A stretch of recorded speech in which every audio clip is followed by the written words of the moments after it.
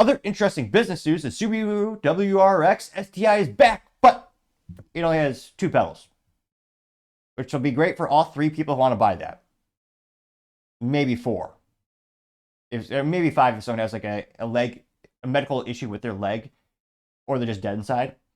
I mean, at least it looks pretty. I'll give Subaru some credit, but yeah, in terms of doing what the customer wants, yeah, I don't think so. Now, this comes to us thanks to motor1.com.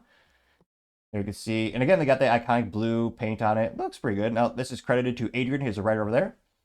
And they say, quote, the Subaru WRX STI is back, but only with a, almost threw up in my mouth, a CVT, which is an abomination of transmissions.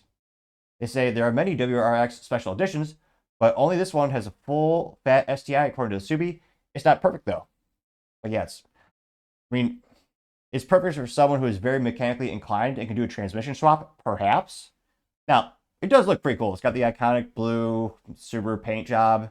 Got a nice little spoiler thrown on the back. Got a little red accent on the grille to show that it's a STI. Now, hopefully, we'll dive into the specifics. Hopefully, they actually upgraded the engine as well. One of the biggest disappointments of the Subaru portfolio is the BRZ, which, granted, that's just a cousin of the Toyota 86, made collaboration with them.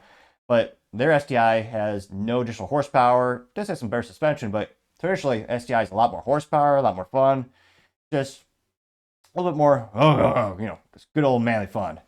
Well, for WRX, the other ones are, who buys those.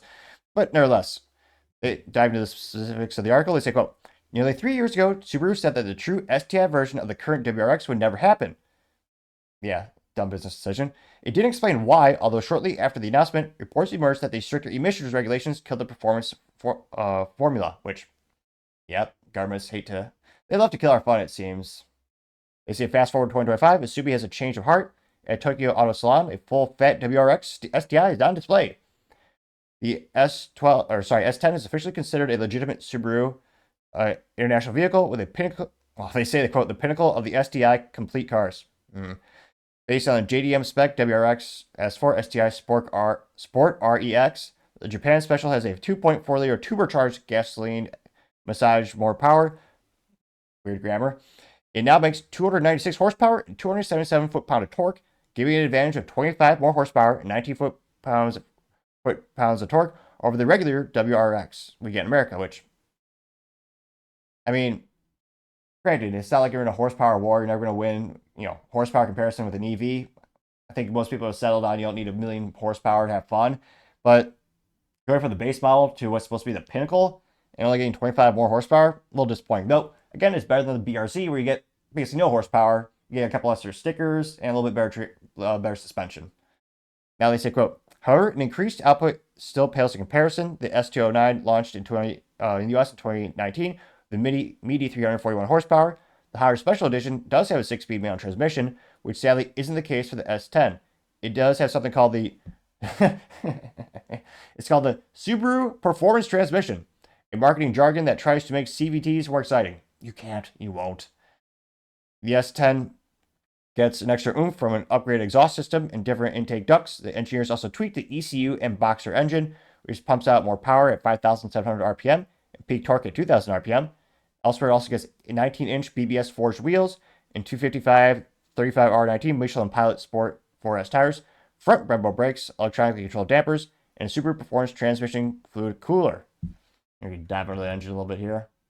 And again, aesthetically speaking, got a good facelift, and the grille looks a little bit more angular. You have that massive intake on the hood. Good old signature of the whole brand, I would argue. Probably one of the nicest things is the engine compartment. You actually change your oil filter right there. As opposed to most cars, you have to crawl under it and spend probably about a disproportionate amount of time swearing getting oil on yourself. Now, they say beyond the mechanical changes, the sports sedan also has aerodynamic body kit, a carbon fiber rear spoiler, and black accents. Inside there is a 8-way Recaro carbon bucket seats, red seat belts, plenty of, piano back surfaces, and a serial number plate to remind you it's not a run-of-the-mill WRX, but it's an STI. Which, yeah, but it's also automatic, which, again, some people do prefer. Obviously, there are those people out there, mostly refer to them as dead inside, but in all seriousness, for this type of car, of all type, I understand you might not want a minivan with a stick shift. I mean, I would if I was ever forced to buy a minivan, heaven forbid, but yeah, certain cars they just should have a stick shift. Now, that being said, I mean, it looks really good. The seats are definitely, I mean, those are pretty bolstered seats. They're going to stay and put when you're on the track going all around. And it looks good. And I say the quote, Subaru is only making 500 of the cars and will open the order numbers this spring. Pricing hasn't been disclosed, but the S10 certainly won't be cheap given its many upgrades and rarity, which, not everything rare is worth something. I mean, every Toyota, oh, this is an example of something that's technically rare because it says 500, it's limited to 500 units, but I can't but think that's probably all they can sell. Because again, someone who wants to get a Subaru, again, the previous generation, the WRX STI, I got to drive one of those things. It is one of the most exhilarating vehicles out there, bar none. It is a blast. I mean, a little bit pricey. That's why I went for the Honda Civic, and reliability. But it's one of those things where I can't but think and hope that the overwhelming visceral demand from the customer base for one with a stick shift to make them realize we'll have their engineers do a little bit of magic, make this compliance, maybe get some folks to actually, reach out to the government, tell them to stop kneecapping our best products out there. Especially because, again, it's not going to make that much of a difference or delta in terms of the, low carbon footprint.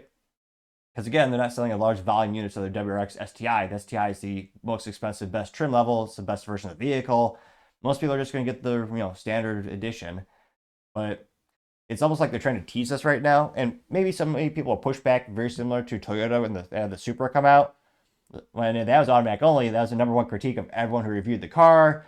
And as soon as they made a manual transmission option, and people went and drove to buy those damn things. And now, when I go to the track, most of the Subarus you see there, you see a Subaru from time to time, but most of the Toyota Supras that you see, most of them do have 3 pedals. So, yeah, again, it looks great. It's got, pretty good, it looks like a great, I mean, everything about this screams, WRX STI, except only having 2 pedals. So hopefully they listen to the demand, and shoot, if you want to keep the stick shift alive, make sure you go out and buy a new vehicle if you can, physically speaking. Because again, that's how you send a direct message to the manufacturers that there's still demand out there and people will buy them. But let me know in the comments, do you think this will sell well? Do you think maybe most people do want only 2 pedals in this particular case? Let me know your thoughts, because as always, be fascinated to hear what you have to say. Thank you, everyone, for taking the time to tune in today. Again, try to get to 4,000 subscribers by the end of the month, so if you can click that button, I greatly appreciate it.